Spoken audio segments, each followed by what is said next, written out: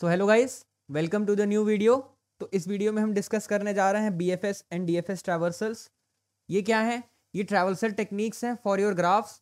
देखो, ये सबसे इंपॉर्टेंट चीज है पूरे भी कोई भी डेटा स्ट्रक्चर के लिए, that is traversal.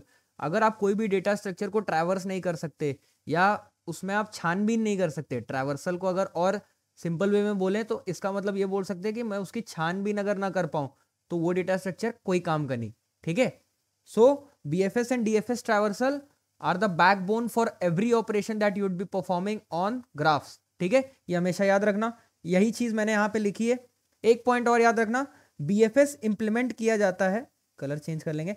BFS implement किया जाता है using Q data structure. Q data structure हमें पता है। DFS किससे इंप्लीमेंट किया जाता है? स्टैक डेटा स्ट्रक्चर की मदद से। किसकी मदद से इंप्लीमेंट किया जाता है? स्टैक डेटा स्ट्रक्चर की मदद से। अब यार याद रखने में प्रॉब्लम हो जाएगी, तो आप ये देखो, DS data structure, DS data structure या DFS एंड स्टैक। तो देखो, DS का रिलेशन बन गया तो आप B और Q का ऑटोमेटिक रिलेशन बना लेना। या आप ऐसे भी याद रख सकते हो, बारबीक्यू। बारबीक्यू याद है?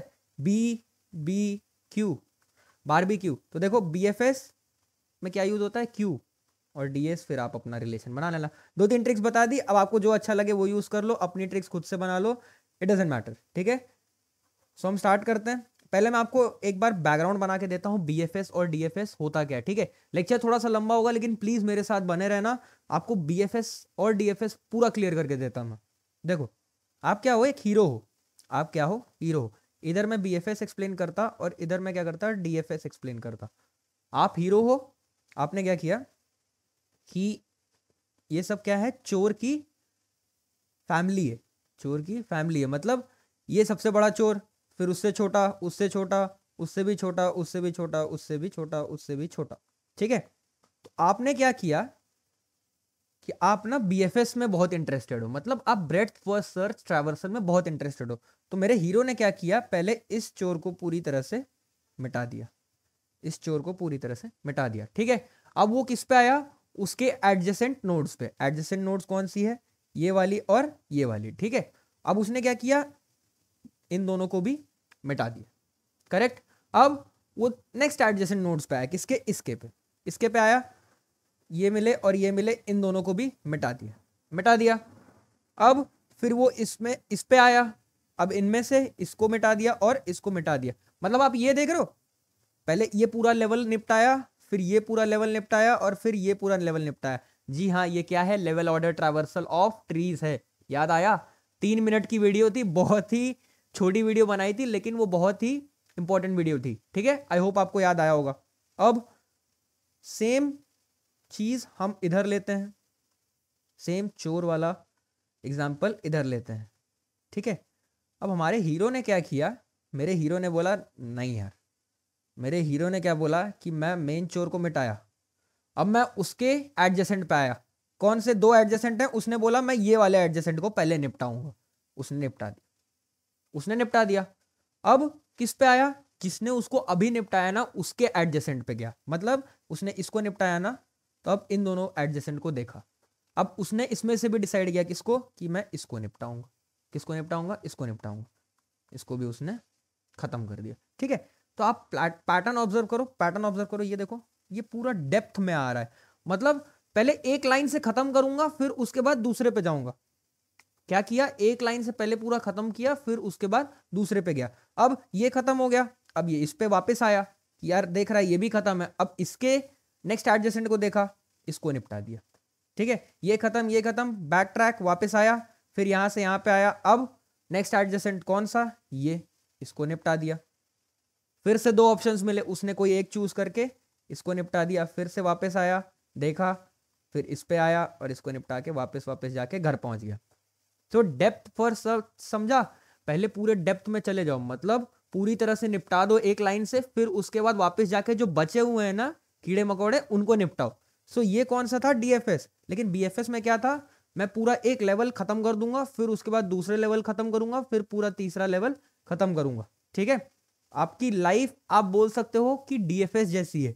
आपकी लाइफ DFS जैसी है, मतलब क्या करते हो आप पे एक प्रॉब्लम आई, ठीक है, आप वो प्रॉब्लम सॉल्व करने बैठे तो एक और प्रॉब्लम आ गई, P2 एंड P3।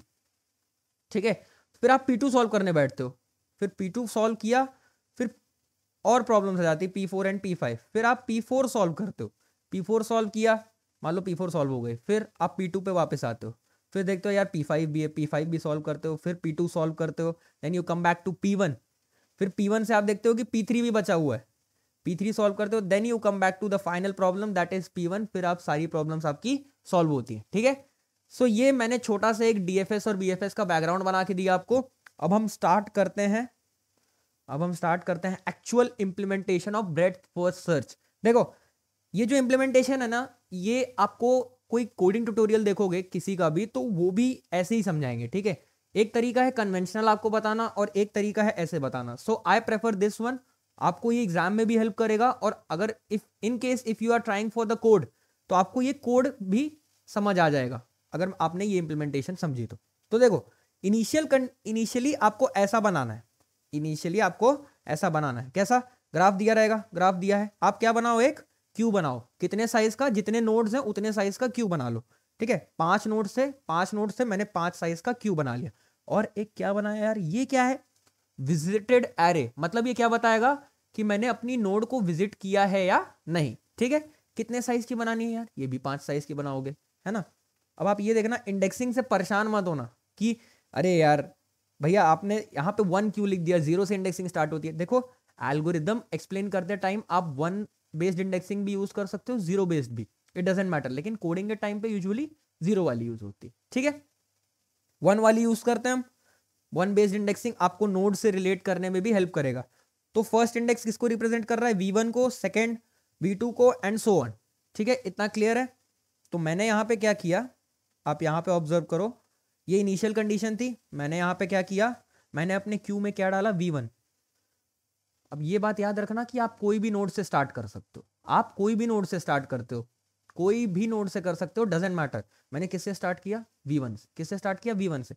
V1 को क्यू में डाल दिया, V1 को क्यू में डाला हुआ है, ये इनिशियली दिया होगा ऐसा। ठीक है, कोड में भी आप ऐसे ही करोगे कि V1 क्यू में डाल लोगे, और विजिटेड एरे में V1 वाली इंडेक्स को क्या मार्क कर दोगे, 1 डिपिक्ट्स कि आपने उसको विजिट कर लिया।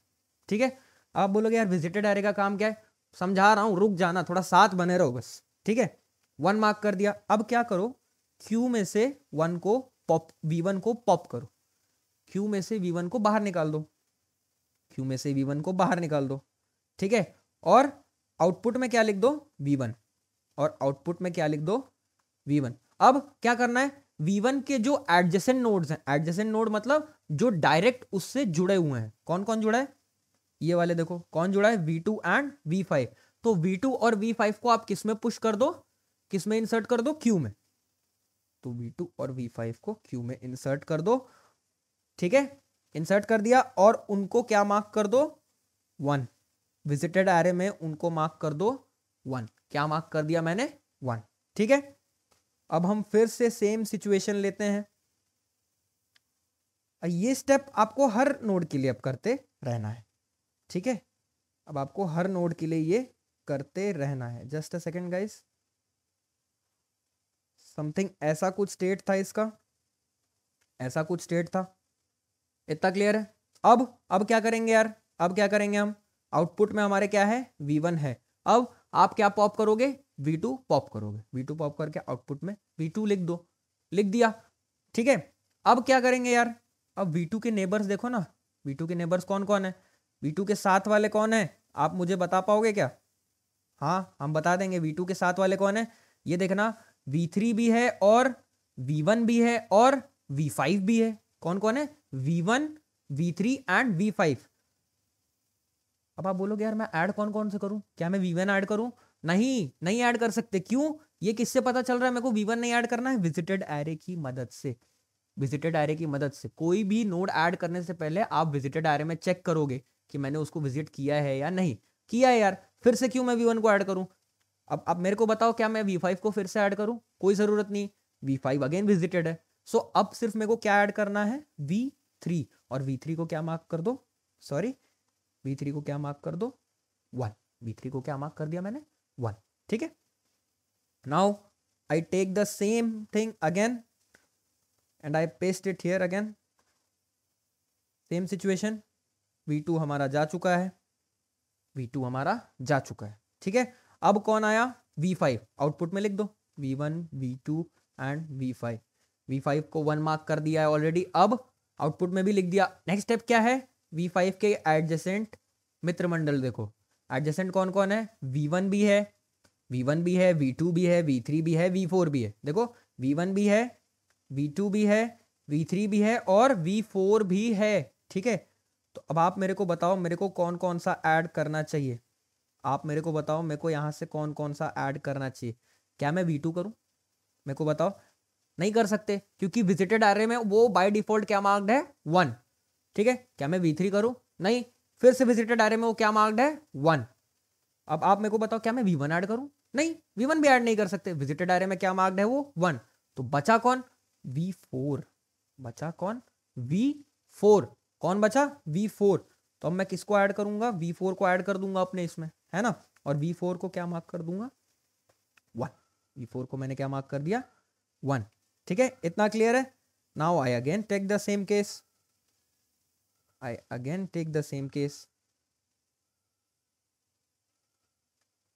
ये देखो मैंने सेम केस ले लिया।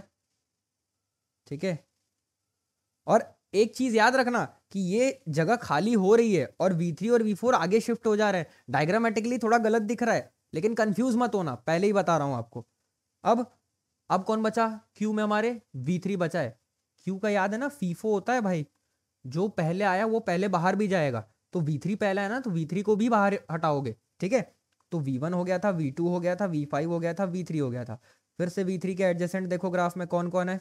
V5, V4 and V2। क्या मैं इन तीनों में से कोई भी ऐड कर सकता हूं? नहीं ऐड कर सकता क्योंकि विजिटेड एरे में सारे के सारे 1 मार्क्ड है। ठीक है, सो मैंने V3 डायरेक्ट पॉप आउट कर दिया।